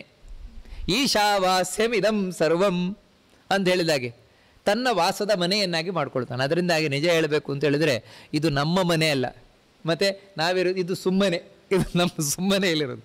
ಮತ್ತು ದೇವರ ಮನೆ ಇದು, ಭಗವಂತನ ಮನೆಯಲ್ಲಿರುವ ಬಾಡಿಗೆಯವರು ನಾವು ಅಷ್ಟೇ. ನಿಜವಾಗಿ ದೇವರ ಮನೆ. ಅದಕ್ಕೆ ಸ್ಪಷ್ಟ ಹೇಳ್ತಾರೆ, ತಾನು ಇಲ್ಲಿ ವಾಸ ಮಾಡಬೇಕು ಎಂಬ ಕಾರಣದಿಂದಾಗಿ ತಾನು ದೇಹವನ್ನು ಸೃಷ್ಟಿ ಮಾಡ್ತಾನೆ. ಅದರೊಳಗೆ ಜೀವನನಿಟ್ಟು ಸೃಷ್ಟಿ ಮಾಡ್ತಾನೆ ದೇವರು ರಜೋಗುಣದಿಂದ. ಅದೇ ದೇವರಿಗೆ ಪಾಲನೆ ಮಾಡಬೇಕು ಅಂತ ಹೇಳಿದ್ರೆ ಸತ್ವಗುಣ. ಸತ್ವಗುಣದ ಸ್ವಿಚ್ ಆನ್ ಮಾಡಿದ ಅಂತ ಹೇಳಿದ್ರೆ ಪಾಲನೆ ಆಗ್ತಾ ಇರ್ತದೆ ನೋಡಿ. ಅಂದರೆ ಇಲ್ಲಿ ರಕ್ಷಿಸಲ್ಪಡುವಂಥದ್ದು ಸತ್ವಗುಣದಿಂದ. ಯಾವತ್ತೂ ಅಷ್ಟೇ. ನಾವಿಲ್ಲಿ ಆರೋಗ್ಯವಂತವಾಗಿರ್ಲಿಕ್ಕೆ ಏನು ಕಾರಣ ಹೇಳಿ? ಸತ್ವಗುಣ ಇರುವಂಥದ್ದು. ರಜೋಗುಣ ಇದ್ದರೆ ಏನಾಗುತ್ತೆ? ಆರೋಗ್ಯ ಕೆಟ್ಟೋಗುತ್ತೆ ಅಷ್ಟು. ಯಾಕಂದರೆ ರಜೋಗುಣ ಅಂದರೆ ಆಸೆ. ಆಸೆ ಏನಂದರೆ ಸಿಕ್ಕಿದ್ದೆಲ್ಲ ತಿನ್ನೋದು, ಅದು ತಿನ್ನೋದು, ಇದು ತಿನ್ನೋದು. ಯಾಕಂದರೆ ಆಸೆ. ನಾಲಿಗೆ ಚಪಲಕ್ಕೋಸ್ಕರ ತಿಂದು ತಿಂದು ತಿಂದು ಆರೋಗ್ಯ ಹಾಳು ಮಾಡ್ಕೊಳ್ಳೋದು. ನೋಡಿ, ರಜೋಗುಣದ ಪ್ರಭಾವ ಇದು. ಪ್ರತಿಯೊಂದು ಅಷ್ಟೇ. ಅದು ನೋಡಬೇಕು, ಇದು ನೋಡಬೇಕು, ಅದು ಕೇಳಬೇಕು, ಇದು ಕೇಳಬೇಕು, ಇವೆಲ್ಲ. ಆದರೆ ಒಂದು ಲಿಮಿಟಲ್ಲಿದ್ದೇವೆ, ನಾವು ಆರೋಗ್ಯವಂತವಾಗಿದ್ದೇವೆ ಅಂತ ಹೇಳಿದ್ರೆ ನಮ್ಮಲ್ಲಿರುವ ಸತ್ವಗುಣ ಕಾರಣ ಅದಕ್ಕೆ. ಅಂತ ಹೇಳಿದ್ರೆ ಪಾಲನೆಯನ್ನು ಮಾಡುವಂಥದ್ದು ಸತ್ವಗುಣ. ಇನ್ನು ದೇವರಿಗೆ ಯಾವಾಗ ಮಲಗಬೇಕು ಅಂತ ಕಾಣಿಸ್ತು ಅದಕ್ಕೆ ಹೇಳ್ತಾರೆ, ಶಯಿಷ್ಯಮಾಣ ತಪ ಈರಯತ್ಯಸೋ. ಮಲ್ಕೊಳ್ಬೇಕಪ್ಪ ಇನ್ನು. ಯಾಕಂದರೆ ದೇವರು ಮಲಗೋದು ಅಂದರೆ ಪ್ರಳಯ ಕಾಲ. ಇನ್ನು ಮಲಗಬೇಕು ಅಂತ ಹೇಳಿದಾಗ ತಮೋಗುಣದ ಸ್ವಿಚ್ ಆನ್ ಮಾಡ್ತಾನೆ ಅಂತ ಹೇಳಿದ್ರೆ ಅದು ಆನ್ ಮಾಡೋದಲ್ಲ, ಆಫ್ ಮಾಡೋದು. ನಮ್ಮಲ್ಲಿ ಏನಂದರೆ ರಾತ್ರಿ ಮಲಗಬೇಕು ಅಂದ್ರೆ ಲೈಟ್ ಆಫ್ ಮಾಡ್ತೇವಲ್ವ, ಅವಾಗ ಏನಂದರೆ ಎಲ್ಲ ಕಡೆ ತಮೋಗುಣ. ಅವಾಗ ಏನಂದರೆ ದೇವರು ಮಲಗ್ತಾರೆ ದೇವರು. ಅಂದರೆ ತಮೋಗುಣ ಯಾವಾಗ ಬಂತು, ಆ ತಮೋಗುಣ ಬರಬೇಕಾ? ದೇವರು ಪ್ರಳಯ ಕಾಲದ. ನೋಡಿ, ಹೀಗೆ ಭಗವಂತ 3 ಗುಣಗಳನ್ನು ಇಟ್ಟುಕೊಂಡು ಸೃಷ್ಟಿ ಸ್ಥಿತಿ ಲಯ, ಅಂದರೆ ಜಗತ್ತಿನ ಸೃಷ್ಟಿ ಸ್ಥಿತಿ ಲಯಗಳಿಗೂ ಕೂಡ ಕಾರಣವಾಗಿರುವಂಥದ್ದು ಈ 3 ಗುಣ. ಆ 3 ಗುಣವನ್ನು ದೇವರು ತನ್ನ ಕೈಯಲ್ಲಿ ಇಟ್ಕೊಂಡು ಬಳಸ್ತಾ ಇದ್ದಾನೆ. ಅಂದರೆ 3 ಗುಣಗಳಿಂದ ದೇವರು ಏನೇ ಆಟ ಆಡ್ತಾನೆ ಅಂತ. ಕಾಲಂ ಚರಂತಂ ಸೃಜತೀಶ ಆಶ್ರಯ ಪ್ರಧಾನ ಪುಂಬ್ಯಾಂ ನರದೇವ ಸತ್ಯಕೃತ್ ಸತತ್ರ ತತ್ರೋ ಭಯ ಸಿದ್ಧಿ ಮಾಪ್ನುಯಾತ್ ಲಿಂಗಾತ್ಮನೋ ಲಿಂಗ ಗುಣಾಶ್ಚ ಸಂತಿ. ಇಂಥ ಭಗವಂತನೇ ಪ್ರಳಯ ಕಾಲ ಮುಗಿತಾ ಬರ್ತದೆ, ಆಮೇಲೆ ಸೃಷ್ಟಿ ಮಾಡಬೇಕು, ಮತ್ತೆ ನಾನು ಸೃಷ್ಟಿ ಮಾಡಬೇಕು ಇಚ್ಛಿಸ್ತಾನಂತೆ ದೇವರು. ಸತ್ಯಕೃತ್ ಒಂದೇ ಹೇಳ್ಬಿಡ್ತಾರೆ. ದೇವರು ಏನು ಸೃಷ್ಟಿ ಮಾಡ್ತಾನೆ ಅದೆಲ್ಲವೂ ಸತ್ಯವಾದದ್ದೇ ಹೊರತು ಸುಳ್ಳು ಸೃಷ್ಟಿ ದೇವರಲ್ಲಿಲ್ಲ.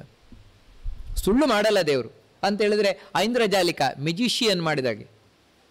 ಯಾವ ರೀತಿ ಈ ಮೆಜಿಷಿಯನ್ ಐಂದ್ರಜಾಲಿಕ ಒಂದು 10 ರೂಪಾಯಿ ನೋಟು ತೊಗೊಳ್ತಾನೆ, 100 ರೂಪಾಯಿ ನೋಟು ಒಂದು ಕೊಡಿಯಿಂದ ತೊಗೊಳ್ತಾನೆ, ತೊಗೊಂಡು ಚಕ ಚಕ ಚಕ ಚಕ ಚಕ 100 100 1000 ಟಕ ಟಕ ಟಕ ಟಕ ಅಲ್ಲಿ ಇಡೀ ಸ್ಟೇಜಿನ ತುಪ್ಪ ನೋಟೆ ನೋಡಿ. ಈ ರೀತಿ ಸೃಷ್ಟಿ ಮಾಡ್ತಾರಲ್ವ, ದೇವರದ್ದಿಂಥ ಸೃಷ್ಟಿ ಅಲ್ಲ.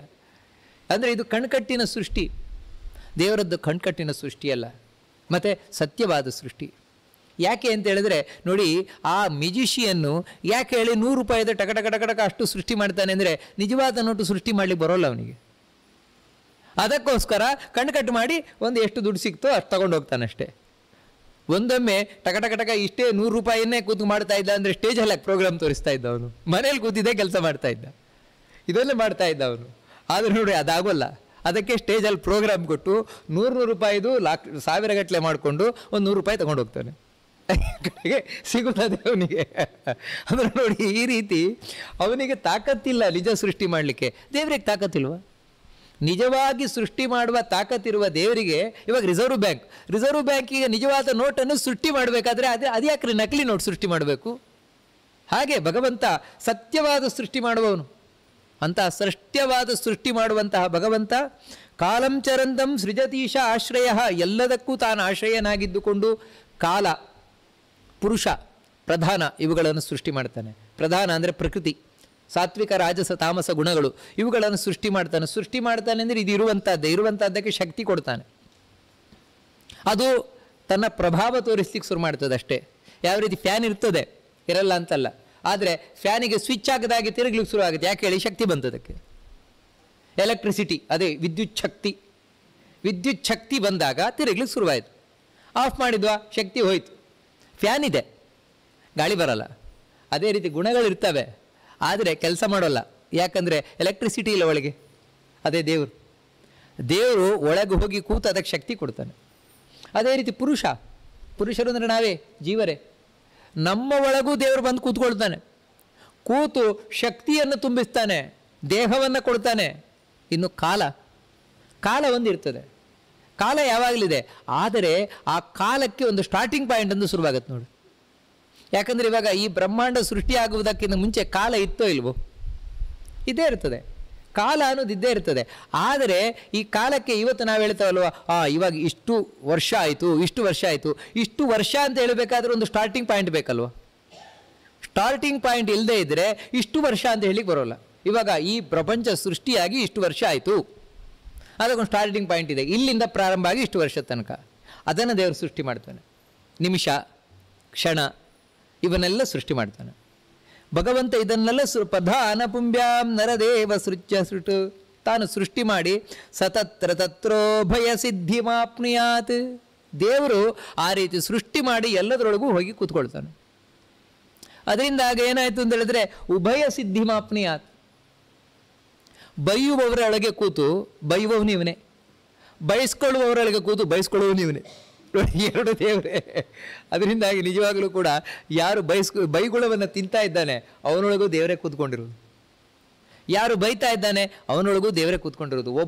ಒಬ್ಬನೊಳಗೆ ನಿಂತಾಡುವನು, ನೋಡುವನು ಒಬ್ಬೊಳಗೆ, ನೀಡುವನು ಮಾತಾಡುವನು ಬೆರಗಾಗಿ, ಅಬ್ಬರದ ದೈವ ಇವ ಅಂತ ಹೇಳಿದಾಗೆ ಎಲ್ಲರೊಳಗೂ ಕೂತು ಪ್ರತಿಯೊಂದು ಚಟುವಟಿಕೆಯನ್ನು ಇವನೇ ನಡೆಸ್ತಾ ಇರ್ತಾನೆ ದೇವರೇ.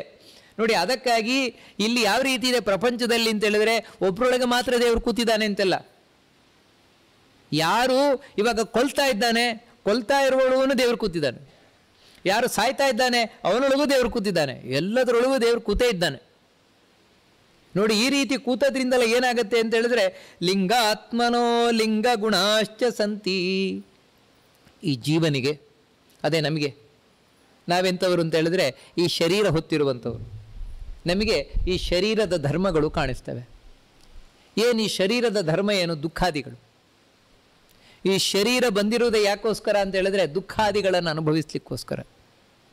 ದಿನದಿಂದ ದಿನಕ್ಕೆ ಕಷ್ಟ, ದುಃಖ, ತಲೆನೋವು, ಮುಪ್ಪು, ಸಾವು, ಇದೆಲ್ಲ ಈ ಶರೀರ ಧರ್ಮ. ಈ ಶರೀರದ ಧರ್ಮಗಳು ನಮಗೆ ಕಾಣಿಸಿಕೊಳ್ತಾ ಇದೆ. ಯಾರಿಂದ? ದೇವರಿಂದಾಗಿ ಗೊತ್ತಾಗ್ತಾ ಇರುವಂಥದ್ದು. ದೇವರಿಚ್ಛೆ ಮಾಡಿದರೆ ಗೊತ್ತಾಗೋಲ್ಲ, ದೇವರಿಚ್ಛೆ ಮಾಡಿದರೆ ಗೊತ್ತಾಗುತ್ತೆ. ಎರಡು ನೋಡಿ, ಉದಾಹರಣೆಗೆ ಹೇಳೋದಾದರೆ, ರಾತ್ರಿ ಮಲ್ಕೊಳ್ತೇವೆ, ಮಧ್ಯರಾತ್ರಿ ಗಾಢ ನಿದ್ರೆ, ಅವಾಗೇನು ಗೊತ್ತಾಗೋದೇ ಇಲ್ಲ. ಈ ದೇಹದಲ್ಲಿ ಗಾಯ ಆಗಿರ್ತದೆ ಅಂತ ತಿಳ್ಕೊಳ್ಳಿ. ಎಚ್ಚರದಲ್ಲಿ ಗಾಯ ನೋವಾಗ್ತಾ ಇರ್ತದೆ, ಅಯ್ಯೋ ನೋವು ನೋವು ಅಂತ. ಗಾಢ ನಿದ್ರೆಯಲ್ಲಿ ಗೊತ್ತಾಗೋದೇ ಇಲ್ಲ, ಏನು ಗೊತ್ತಾಗೋದೇ ಇಲ್ಲ, ಆರಾಮಾಗಿ ನಿದ್ರೆ ಮಾಡ್ತೇವೆ. ಬೆಳಗ್ಗೆ ಎಚ್ಚರ ಆಯಿತಾ ಮತ್ತೆ ನೋವು ಶುರುವಾಯಿತು, ಕಾಲು ನೋವು ಮತ್ತೆ ಶುರುವಾಯಿತು. ಯಾಕೆ ಹೀಗೆ ಅಂತ ಹೇಳಿದರೆ, ಎಚ್ಚರ ಅವಸ್ಥೆಯಲ್ಲಿ ದೇವರು ನಿಮಗೆ ಕಾಂಟ್ಯಾಕ್ಟ್ ಕೊಟ್ಟಿದ್ದ, ಆ ನೋವಿಗೂ ನಿಮಗೂ, ಅದಕ್ಕೋಸ್ಕರ ಎಚ್ಚರ ಆಗ್ತಾ ಇತ್ತು. ಗಾಢ ನಿದ್ರೆಯಲ್ಲಿ ಆ ಸಂಪರ್ಕವನ್ನು ತೆಗೆದುಬಿಟ್ಟ, ಕನೆಕ್ಷನನ್ನು ಕಿತ್ತಾಕದ. ಅದರಿಂದಾಗಿ ದೇಹದಲ್ಲಿ ಗಾಯ ಹಾಗೇ ಇದೆ, ಆದರೆ ಇವನಿಗೆ ಮಾತ್ರ ನೋವಾಗ್ತಾ ಇಲ್ಲ. ಹಾಗಂತ ಗಾಢ ನಿದ್ರೆಯಲ್ಲಿ ಈ ದೇಹ ಬಿಟ್ಟು ನಾವು ಹೊರಗೋಗಿರೋಲ್ಲ, ಈ ದೇಹದೊಳಗೆ ಇರ್ತೇವೆ ನಾವು. ಒಳಗಿದ್ರೂ ಕೂಡ ನೋವಾಗಲ್ಲ. ನೋಡಿ, ನಿಮಗೆ ಎಲ್ಲಿವರೆಗೆ ಅಂದರೆ ನೋವಿಗೆ ಬೇಕಾದ ಎಲ್ಲ ಸಾಮಗ್ರಿಗಳು ಇದೆ, ಇಲ್ಲಿ ಗಾಯ ಇದೆ, ಅದಿದೆ, ಎಲ್ಲ ಇದೆ, ನೋವು ಮಾತ್ರ ಆಗ್ತಾ ಇಲ್ಲ ರಾತ್ರಿ. ವಿಚಿತ್ರ ಅಲ್ವಾ? ಗಾಢ ನಿದ್ರೆಯಲ್ಲಿ ನೋವು ಒಂದಾಗೋಲ್ಲ, ಎಚ್ಚರ ಆದ ಕೂಡಲೇ ಮತ್ತೆ ನೋವಾಯಿತು. ಇದಕ್ಕೇನು ಕಾರಣ? ದೇವರೇ ಕಾರಣ, ಬೇರೆ ಕಾರಣ ಹೇಳಲಿಕ್ಕೆ ಬರೋಲ್ಲ. ನಾನೇ ಕಾರಣ ಅಂತ ಹೇಳಲಿಕ್ಕೆ ಸಾಧ್ಯವೇ ಇಲ್ಲ. ಯಾಕಂದರೆ ನಿದ್ರೆ ಮಾಡಿದಾಗ ಎಲ್ಲಿದ್ದೆ ಅಂತಲೂ ಗೊತ್ತಿಲ್ಲ, ಎಲ್ಲಿದ್ದೆ ಏನು ಕತೆ ಒಂದೂ ಗೊತ್ತಿಲ್ಲ. ಇನ್ನೇನು ನಮಗೆ ಹೆಚ್ಚಿರೋದು ಗೊತ್ತು? ಒಳಗೆ ಕೂತು ದೇವರೇ ಇಷ್ಟೆಲ್ಲ ಮಾಡ್ತಾ ಇದ್ದಾನೆ. ಅದಕ್ಕಾಗಿ ಈ ದೇಹದಲ್ಲಿ ಆಗುವ ನೋವು ಮುಂತಾದವುಗಳನ್ನು ಕೊಡ್ತಾ ಇರುವವನೇ ಆ ಭಗವಂತನೇ. ಇದನ್ನೆಲ್ಲ ತಿಳಿಸ್ತಾ, ಅಂದರೆ ಇದೇನು ಅಂತ ಹೇಳಿದ್ರೆ, ದೇವರು ಪ್ರತಿಯೊಬ್ಬ ವ್ಯಕ್ತಿಯ ಒಳಗೂ ಕೂತು ಮಾಡ್ತಾ ಇದ್ದಾನೆ. ನಿಮಗೆ ಪಕ್ಷಪಾತ ಇಲ್ಲ, ಯಾರಲ್ಲೂ ಪಕ್ಷಪಾತ ಇಲ್ಲ ದೇವರಿಗೆ. ಅಂದರೆ ಒಳ್ಳೆಯವನು ಅಂದರೆ ಒಳ್ಳೆಯವನೇ ದೇವರು, ಎಲ್ರಿಗೂ ಒಳ್ಳೆಯವನೇ, ಯಾರಿಗೂ ಕೆಟ್ಟವನಂತ ಇಲ್ವೇ ಇಲ್ವ ದೇವರು. ಇದನ್ನು ಹೇಳ್ತಾ, ಸವಾ ಪುನಃಸ್ವ ಸೃಷ್ಟಸ್ಯ ಸ್ಥಿತಿರಕ್ಷಾನುವೃತ್ತಯೇ ಸತ್ವಂ ಸುರಗುಣಾನ್ ವಿಷ್ಣು ಉಪಬೃಂಹಯತೆ ಮುಹುಹು. ಈಗ ನಿನ್ನ ಪ್ರಶ್ನೆಗೆ ಉತ್ತರ ಕೊಡ್ತೇನೆ. ಇಷ್ಟು ತಿಳ್ಕೊಂಡಿಯಲ್ವಾ ಪರೀಕ್ಷಿತ?